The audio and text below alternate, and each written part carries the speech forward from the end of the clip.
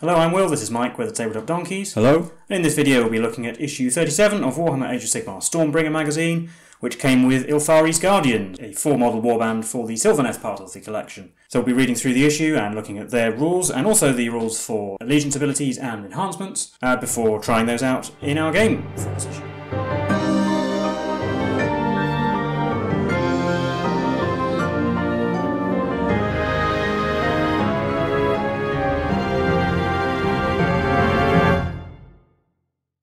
Looking through the issue first, we're actually going to start with the fold-out insert that comes with this issue, because it's got the issue's only sort of lore section, which is on the armies of death, all of which serve Nagash, the self-appointed god of the dead, we've learnt about before. The undead armies show no fear and no mercy. They're enslaved to Nagash's will permanently. They have powerful wizards that channel death magic, and a lot of them are really quite scary. Various spirits or skeletons or other fairly horrifying things. And the other side of this is a load of photographs. There's a big death arm in the middle, and you can even see Nagash, his model himself, in the middle there. And on the right, some of the other sub-factions, the Nighthaunt, the Ossiarch Bone Reapers, and the Flesh Eater Corps. The central panel being what would be the mostly Soulblight Gravelords forces.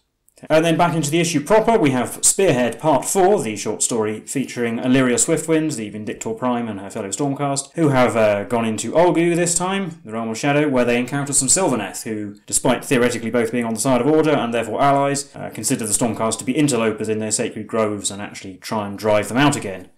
But Illyria Swiftwind, with some quick thinking, manages to resolve the conflict in the second part over here. Then the battle record for Ylthari's Guardians, 4 great heroes of the Sylvaneth, led by the Thorn Witch Ylthari, who were once ambassadors for Alariel herself to the court of Nagash in the Realm of Death. But then when Nagash betrayed the forces of Order towards the end of the Age of Myth, they became vengeful, and now they hunt out and try and destroy the undead and bring life back to the realms. And there's the usual table you can roll on to see why they've joined your army.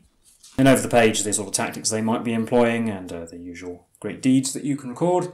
And their build guides, being a Warhammer Underworlds warband like the other ones we've received, they are pushed together miniatures, although pushing these you might have to be very careful because there are quite a few fragile bits, so do be careful. You can trim the pins down that hold them together if that helps them go together, and actually using glue can lubricate those joins, which does make them easier to push together without breaking anything. It does also suggest leaving Ylthari herself off her base while painting her, because otherwise you'll never get the paintbrush in amongst all the vines and things that form her lower body. And 3 companions over here all go together fairly straightforwardly. And the painting guide, they are also Sylvaneth like the Arch Revenant, so using much the same colours, starting with Catachan flesh because there's lots of woody brown parts, and some blue for their little spikes that accompany them, and then green for planty bits. And then Corax white for the bits that are going to be spirit coloured things, which are then later washed in our shading area with Griff Charger grey. There's also some Nuln oil and Smagrax Earthshade to shade some other parts. And there we are up to the standard that we've got with the paints we have so far. So we'll be adding more details to them later, but for now I'll pass you on to Mike, who will be teaching us quite a few new rules, and then taking us into our game.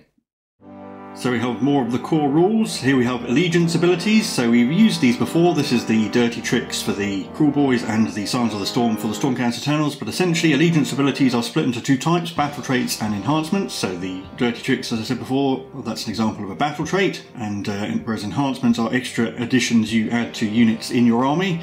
But there's also a set of universal enhancements that can be used in any army. And it goes over allied units. Normally you can have 1 in 4 units in your army can be allied, in which case they don't count for determining if your army is a single faction. So you need your army to be from a single faction in order to use their allegiance ability, although with this collection there is a slight change to that. So battle traits are abilities that can be used by some or all of the units in an army. So again, like the dirty tricks, that benefits them, or Signs of the Storm, any Stormcast unit can apply to that. Some factions actually have sub-factions which have their own battle traits or bonuses, and then enhancements are given to specific units, so they are divided into multiple types. There has command traits, artifacts of power, spell laws, prayer scriptures, and mount traits and triumphs, and sometimes also unique enhancements that depend on what faction you have. And these are picked after you've chosen the battalions for your army, so we saw a little bit about Warscroll battalions in an earlier issue. and you can always take one enhancement of each type for your army, and the battalions, and any battalions you take may allow additional ones. There are some restrictions, so enhancements cannot be given to unique units or allied units. So unique units will usually be named characters such as Manok de Cunning and Zarbag, and artifacts and power and command traits that affect attacks made by friendly models do not affect attacks made by their mounts unless noted otherwise. So these all work fairly similarly, but each time you take a command trait enhancement, you can pick one command trait and give it to your general. You can never pick more than one command trait for your army, and command traits can only be given to a general that is a hero. And so the other type of enhancements work fairly similarly. So artifacts of power, when you get an artifact of power enhancement, you can pick one artifact of power and give it to a hero, although that doesn't have to be your general. A hero can never have more than one artifact of power, and you can't have multiples of the same artifact of power. Spell laws allow you to pick one spell for each wizard in your army from any of the spell laws available to that wizard, so usually that'll be the generic ones plus any available to your faction. You can pick different spells for each wizard, but you can take multiple copies of the same spell, and they know that spell in addition to the ones they already know. So all wizards know Arcane Bolt and Mystic Shield, plus any that they potentially have on their wall scroll. Prayer scriptures I'll just gloss over because they're essentially the same thing as spell enhancements, but as spell laws, but for priests, and we don't get any of those. So you have there's also triumphs. So these are once per battle abilities that to give you a one-off boost. Normally can only be used if the points total of your army is less than that of your opponent's army, although we probably won't learn about points in this collection, so we'll probably just be able to use them in anyway. And then some allegiance abilities have unique enhancements, and then some allegiance abilities also include mount traits, which you can give to mount in your army. Sub-factions may have other things like unique artifacts and power and such, and that means that if you do take an artifact of power, it has to be the one for your sub-faction first. And so we have all the universal enhancements available to us. So first up is the universal command traits. We have Battle Lust, where the general can reroll run rolls and charge rolls. There's Skilled Leader, where if the general is on the battlefield at the start of your hero phase, you can roll a dice on a 5+, you receive an extra command point. And this isn't like Heroic Leadership, where only they get it. This is added to your total command points. High Priest allows your general to reroll chanting rolls. Heroic Stature gives your general +1 to their wounds characteristic. And Master of Magic allows the general reroll one casting roll, dispelling roll, or unbinding roll once per hero phase. The universal artifacts of power, so we have the Amulet of Destiny, where the bearer has a 6+ ward. The Vial of Manticore Venom, where you pick one of the bearer's melee weapons and add 1 to wound rolls for attacks from that weapon. The Arcane Tome, which makes the bearer a wizard who knows Arcane Bolt and Mystic Shield, and they can attempt to cast one spell and unbind one spell. And if they're already a wizard, they can attempt to cast an additional spell instead. And then there's the Seed of Rebirth, where the bearer can reroll heroic recovery rolls.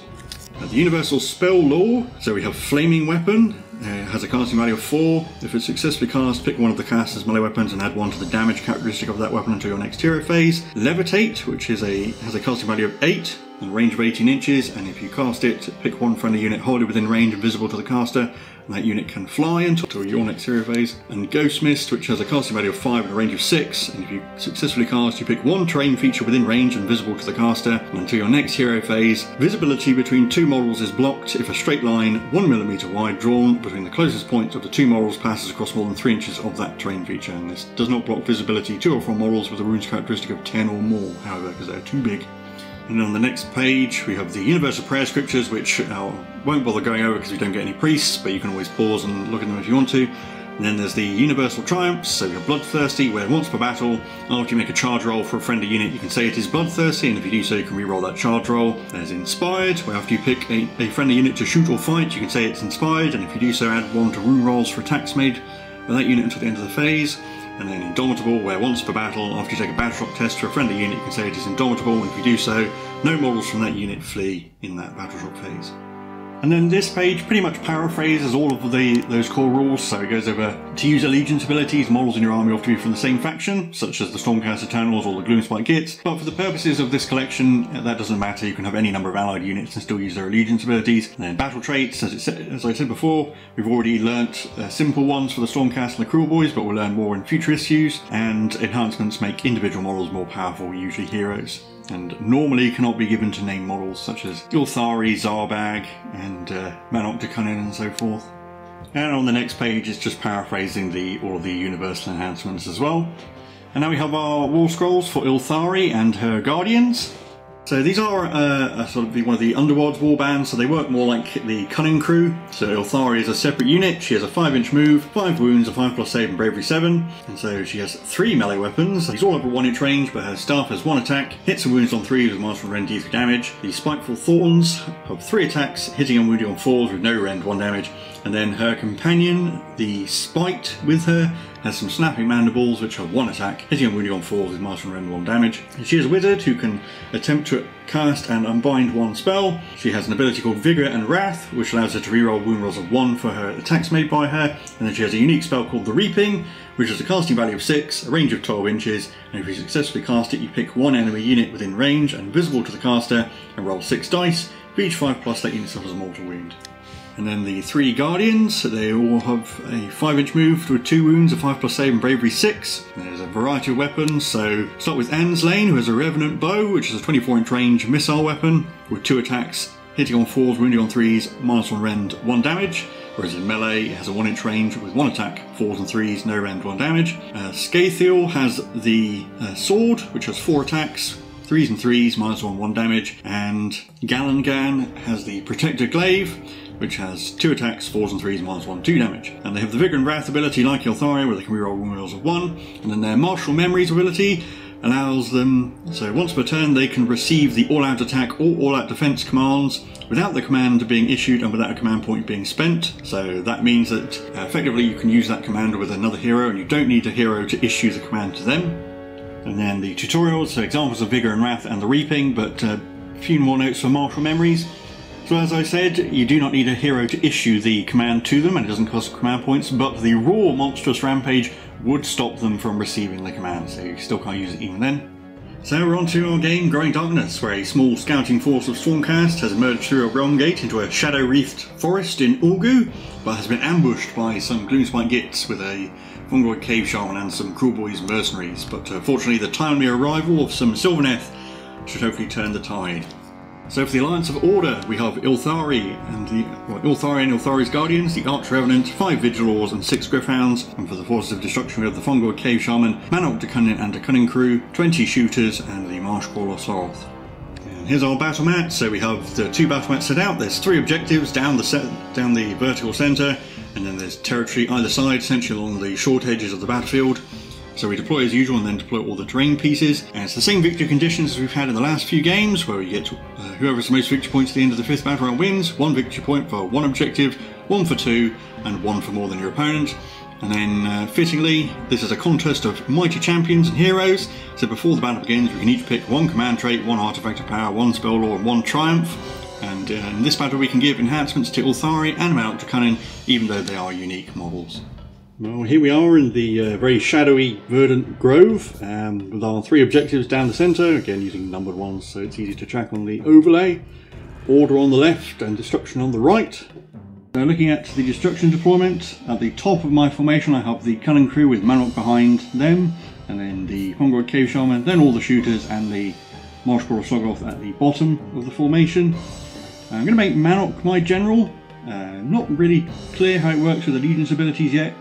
If I pick the Fungoid Cave Shaman, do I not get the Kruleboyz ones? It's still not super clear, so I'm just going to make sure I do get them. He's going to have the Bloodthirsty command trait and the Vial of Manticore Venom artifact. The Cave Shaman is going to have the Flaming Weapon as his extra spell, and my Triumph is going to be Inspired.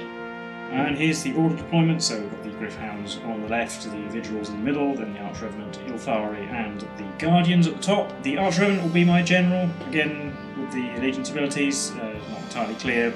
We don't have the Sylvaneth ones yet, but I'm not using Signs of the Storm anyway, so the Stormcast doesn't matter. She will have the Heroic Stature command trait, which gives her an extra wound. She's also going to have the Seed of Rebirth artifact. Ylthari, well, is a named character, but again can take an enhancement, so she's going to have the Levitate spell. I'm not sure it's going to be that useful, but Flaming Weapon's not that great for her either. And I'm also taking Inspired as my triumph. And also, my dirty trick is Noisy Racket, and I didn't get an extra one from Manok. So now we're rolling off to the first battle round. I'll try and get mine in the box. Oh, I've won. I think I'll actually go second. Round 1. So we're on to Destruction, turn 1. Well, in the hero phase we both tried to promote leadership with Manok and the Arch Revenant, and both got an extra command point. Then the Vanguard Cave Shaman is just going to try and cast Mystic Shield, because now the spells are going to be in range. Gets it with a 9. And Ylthari will try and unbind it. Needing a 10, no. So Mystic Shield's going on the Cunning Crew, and then they ran, but everyone else was moved up. So the Sylvaneth is in range of Objective 3. One of the Gloomspite Gits, specifically the boss, is in range of Objective 2, and then all of the Cunning Crew are in range of Objective 1. So I'll take all 3. So in the shooting phase, the shooters are in range of something. So 3 of them are only in range of the Vigilors, so they'll shoot at the Vigilors. Whereas there are 13 more that are in range of the Gryph-hounds. And I'll use all-out attack with Mount Ducannon's extra command point. And I'll spend the Archrevenant's free command point to give all-out defense to the Gryph-hounds. So I'll roll the 6 shots against the Vigilors first. Hitting on 3s, so that's 4 hits. Wounding on 5s. Oh, 2 wounds. With a 4+ save. Oh, we take a wound. So 27 shots against the Gryph-hounds. I'll do 2 batches. First batch of 14, hitting on 3s. So 11 from the first batch, and then a batch of 13. Getting 10, so 21 hits, wounding on 5s. So that is a mighty 9 wounds. But all-out defense does give me a 6+ save. I made 2, so 7. Still 3.5 Gryph-hounds. So that's it. Manok won't possibly be in range, so the Gryph-hounds will have to make a battle shock test. Yeah, then I'll just spend the command point to auto-pass. Yeah, and then we're on to order turn 1. But I do gain 3 victory points for holding all 3 objectives. Well, for holding 1, then 2, then more than the enemy. So in the hero phase, Manok succeeded with heroic leadership, while the Archrevenant failed. I'm going to issue rally to the Gryph-hounds from themselves. 3 missing. Nope. Spending a command point. And Ylthari will try and cast Mystic Shield. Fails with a 4. For my movement, I have just moved up, so I will take all 3 objectives. Objective 1, both Ylthari and the Guardians had to run to get there, but since Ylthari counts as 2 models, they will take it from the Cunning Crew. Yeah, and spending a command point to run the Guardians. Yeah, the Archrevenant and 1 of the Vigilors are on Objective 2, with the Vigilors not having to run to do so, beating the 1 Gloomspite Git on it, and the 3 Gryph-hounds beat the 2 points from the Sloggoth, so those are 3. And I do still get to shoot with the Vigilors, and they will actually shoot at the shooters. And I will use Manok's command point to issue all-out defense. But I'll issue all-out to attack to them with themselves. So I got 11 shots hitting on 2s, getting 11 hits. But winning on 4s because of the noisy racket. Ooh. Still not bad, that is 6 balls. So the banner gives the shooters +1 to saves against missile weapons, and with all-out defense, that cancels out the -1 rend, so they actually have a 5+ save. And they made 2. 4 dead. But that'll be it. I'm not going to declare a charge for the Gryph-hounds because the shooters will just unleash hell at them, probably finish them off. But I do take all 3 objectives. And get 3 victory points. And the shooters would have to make a battle shock test, but I'm just going to spend a command point for insane bravery. And we're rolling off for battle round 2. I think I've automatically lost because I didn't have priority. Yes, but I rolled a 5 anyway. And I'm definitely going to go first, so we're on to destruction turn 2. So heroic actions, we both failed heroic leadership, and then the Cave Shaman's going to try and cast Mystic Shield once again. Gets it with a 12. Can't unbind that. Mystic Shield went on the Cunning Crew. Everyone's just moved up normally, Sloggoth moving up. Cunning Crew moved a bit so that their boss has an easier charge. Shooters are moving up, so they're all on the objective. And the Concord Cave Shaman's coming behind. And the Guardians redeployed, got 6 inches, so they're getting a good distance away from the Cunning Crew. And then in the shooting phase, I'll start with the shooters, who are going to shoot at the Gryph-hound. And once again, they're going to spend a command point for all-out attack. This time I will not spend it for all-out attack. So 15 bows in range is 31 shots, including the boss. So I'll do 2 batches once again. First batch of 16, hitting on 3s. 9 hits from the first batch, and then a batch of 15. Oh, I might be 9 again. They're certainly consistent, if nothing else. 18 hits, wounding on 5s. Wow, that's a pretty good roll, to be honest. There's, looks like 9 wounds once again. 1, 2, 3, 4, 5, 6, 7, 8, 9. Yep. So that's going to be enough to kill the Gryph-hounds. And next up, I've actually got Crookgrin. Possibly for the first time, he gets to throw his fire bombs. I'm going to throw them at Ylthari. So D3 shots. Oh, 1. Hits on a 4. It doesn't. Never mind. And then I'll roll range for Manok's bird. It's 3d6. 10. So that's going to be a range of something. Yeah, I'll use it on Ylthari. 3 attacks, hitting on 4s, but 5 pluses deal mortal wounds instead. So there's 2 mortal wounds and a hit, which wounds on a 5. Oh, it does. No rend. He has a 5+ save, which she fails. She actually takes 3 damage. She's down to 2. Yep. So now we're on to the charge phase. going to start with the Slogoth. He's a fairly decent roll to get anywhere. Like more than 4. No, I'll leave it at that. It can take the objective. Up at the top, I'm going to charge with the Cunning Crew. Ooh, a 5. See if that's enough. No, so I will re-roll that with my last command point. Into an 11, that's definitely enough. So they get into Ylthari. But I'm going to use the Vigils to unleash hell. 11 shots on 4s, 6 hits wounding on 3s. All 5. So they've got Mystic Shield, so it's 5 plus saves. Made 3, so I will lose one of them. So I'll remove Gickit because Shank is needed for giving a bonus to the Snatcher Crew ability, and that does mean the Vigil's bonus +1 to hit does not apply because they did not shoot in the shooting phase. And finally I'm going to charge with Manok. He rolls a 6. It's not enough to get him in, but he can re-roll for free because of his his command trait into a 7, which probably isn't enough either. But that's not quite enough, but that's okay. The Cunning Crew are the only ones that have to fight, so they'll put all their attacks on Ylthari. Yeah, although the Arch Revenant is within 3 inches, and she'll give herself an extra attack with a glaive for this combat phase, because she will be able to fight it later. And you know what, I'm going to use my Triumph to make the Cunning Crew inspired. Although I am also using all-out defense on Ylthari. Yeah, using the last command point. So Torkatovskar has 4 attacks with his Man Snapper, hitting on 3s, getting 3 hits. And wounding on 2s because he's inspired. Yeah, that's 3 wounds at -1. So 5s. Failed all. So she's going to die. The Revenant will pile in. 5 attacks with the glaive, hitting on 3s. 4. And wounding on 3s. Only 2. This mine's 2 rends, so it's going to go through. I'll kill off Shank, I suppose. There's one with the net. And then D3 attacks with the tail pincers. 3. Hitting on 4s, 2, and wounding on 3s. 1, no rend. So a 4+ save. Failed. Let's do that. I'll put it on Torkatovskar so he survives. He's got 1 wound left. And then that's it.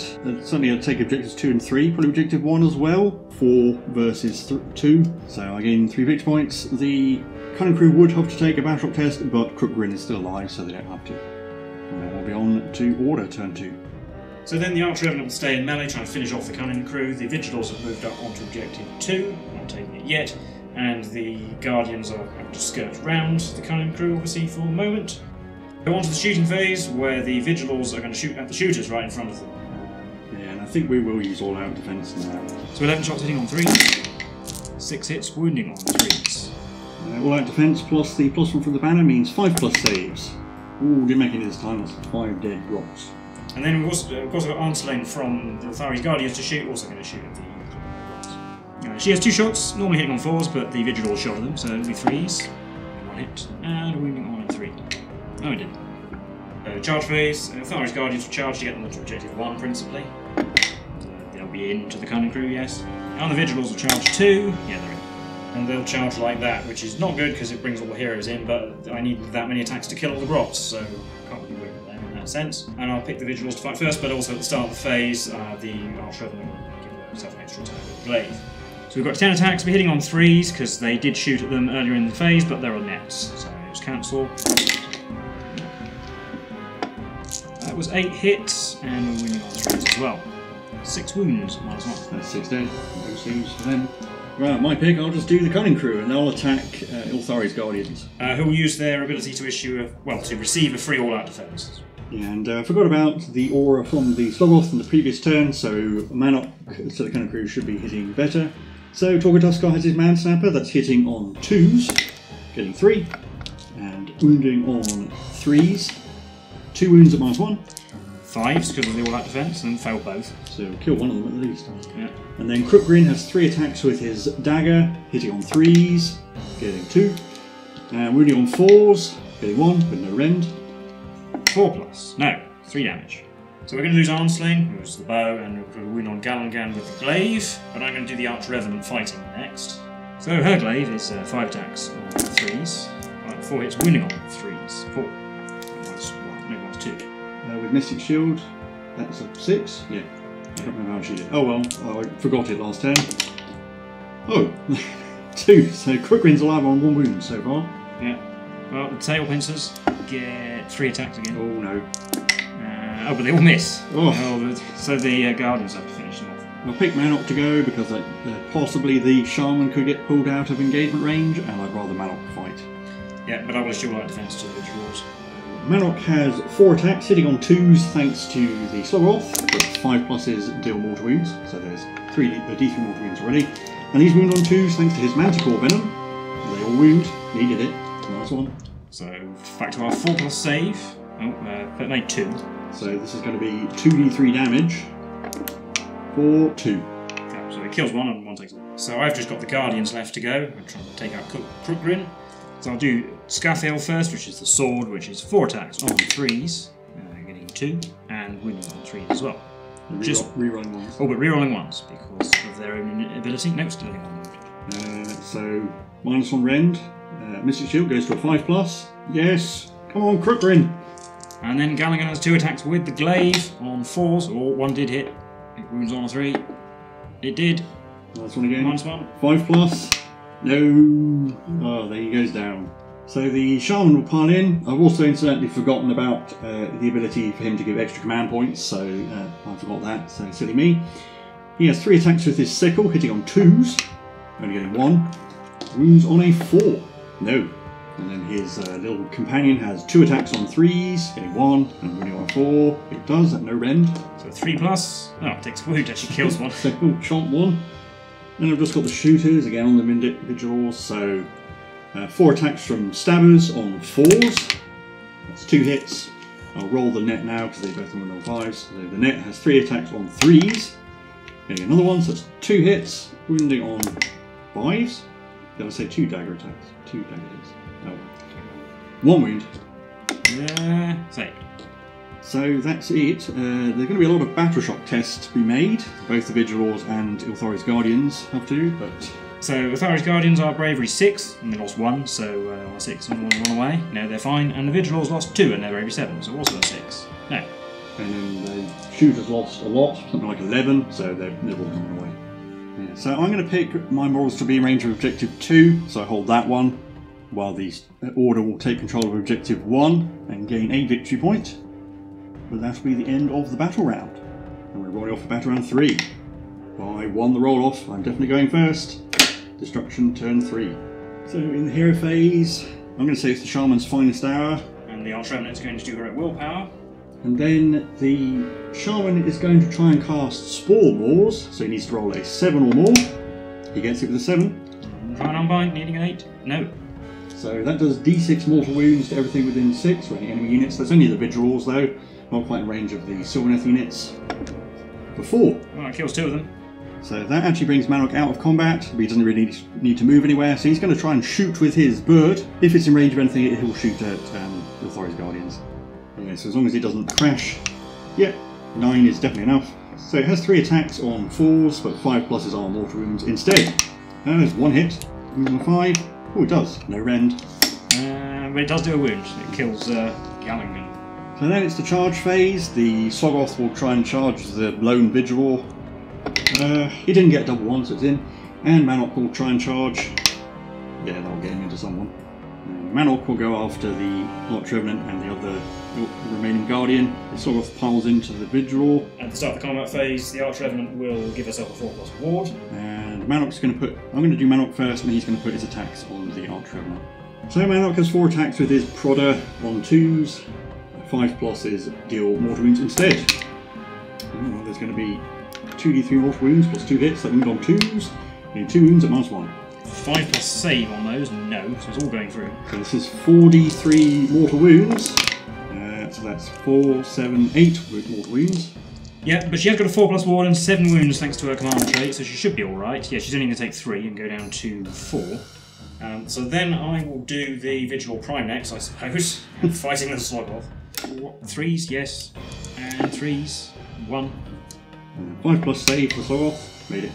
So I'll do the Shaman, it's his finest hour, so you might as well try and prove it. Are you going to issue all that defense from the Vigilor Prime to himself? So 3 attacks hitting on 2s because of the Slogoth, getting 2, and wounding on 3s because of finest hour, getting 2 at -1. 4s, oh. That's 2 damage. Oh, dead. Well, then it's just my picks, really, so I'll do the Arch Revenant, I suppose. She'll spend a command point to issue all out... No, she'll spend a command point for her unique Call to Battle ability and give herself an extra attack with both of her weapons. Yeah, Manok's going to use all out defense. I've also used Inspired My Triumph since I haven't done it yet. So 4 attacks with the glaive, because we need the ward instead. Only hits twice. Yeah, but 5 because the command ability, which I forgot. So that is another hit. 3 hits, wounding on 2s because of the Triumph. Yes, 3 wounds. Yep, -2, all out defense. He has a 4+ base, so 5s. He made 1, down to 4. And the tail pincers get d3 attacks, +1, 4 on 4s, 2, and winning on 2s. 2. 3+ saves. Oh, failed once, he's down to 2, I think. Yeah. Okay, the Slogoth piled in, can't get in range of anything. Yeah, and then it's down to Cthale. Cthale can receive all-out attack for free, so might as well. 4 attacks with the sword on 2s. Oh, well, that helped. He needed it. And winning on 3s as well. 3. Yeah, might as well. So, 4s. Oh, Manok dies. Right. And then we would be on to order turn 3, but I'll just concede at this point because, well, so 2 models each, and the Arch Revenant could probably kill the Shaman. The remaining Guardian obviously is going to fare well against the Slogoth, which I can't really kill. And because I'm behind in victory points now, there's no way I'll be able to catch up. If the remaining Guardian was in range to run onto objective 3, I could hold 1 and take 3 and get 3 more points, but I can't do that, it's too far. So I'm going to get another 1. We have 5 with 2 battle rounds remaining after this one, so yeah. Yeah, so that would be a destruction victory for the first time in quite a while. Bit of a Pyrrhic one, but I'll take it. I'll recount that game for you now. So that was game for issue 37 of Warhammer Age of Sigmar Stormbringer magazine. How did you think that went? It felt more balanced than a lot of the games we've had previously, so I can't really complain. I possibly should have gone first rather than second. Then again, I wouldn't have been in range to charge anything. It just would have let me shoot first, essentially, because we both got 3 victory points in turn 1, so that wouldn't have mattered. But I might not have. I might have been able to kill some shooters before they savaged my Gryph-hounds. I think maybe also I should have deployed the Gryph-hounds on the other side where Ylthari's Guardians were, and basically kept Ylthari and the Guardians on the Slogoth side, but keep them away from the Slogoth and send the Gryph-hounds in against the Cunning Crew or something. I don't know. Yeah, once the Gryph-hounds were dead, I basically had objective 3 sewn up, and then could just hold the middle. Also, forgetting about the extra command points from the Fungoid Shaman, I rolled off camera and I actually got 2 extra ones, so I would have been able to keep the shooters around with insane bravery. And that turn they all ran away, which would have been handy. It's 5 extra guys. But ultimately, I just ran out of stuff. Well, in hindsight, knowing that Manok was going to fail his charge, I suppose I should have kept the Guardians where they were, rather than let Ylthari get completely wrecked. But yeah, I was surprised you kept her there, but then again, I also didn't expect Manok's bird to do 3 damage to her. That was reasonably fortunate. So if she'd had her full complement of wounds, the Cunning Crew probably wouldn't have killed her, and she could have retreated and let the Guardians deal with them. But yeah, the shooters actually did really well. I mean, the 18 wounds caused. I can't really say any of my units underperformed. I think the Vigilors did well. The Guardians were fine. The Arch Revenant did reasonably well. It's just that with the Gryph-hounds being shot and not having the initiative, really, I was just and unfortunately. Honestly, I think Ylthari and the Guardians are a bit mediocre. They're one of these underworld war bands that pale in comparison to Xandar's Truthseekers. Yeah, I think I've said before, but we're kind of spoiled with Xandar's Truthseekers. They're extremely powerful underworld warband, and most of the rest of them are not that impressive. Yeah, but I don't know. I kind of think Ylthari's Guardians are they're probably on par with the Cunning Crew. I'd possibly argue that they're worse than Zarbag's Gits because there's just so many of Zarbag's Gits. Zarbag's Gits have annoying abilities like the Fanatic and the Net. And the fact that the archers each have 2, you have to get 6 wounds to actually start doing damage to the important people. Whereas the Cunning Crew at least can absorb wounds from Manok, whereas Ylthari herself is okay. She's a wizard. Wizards are always handy.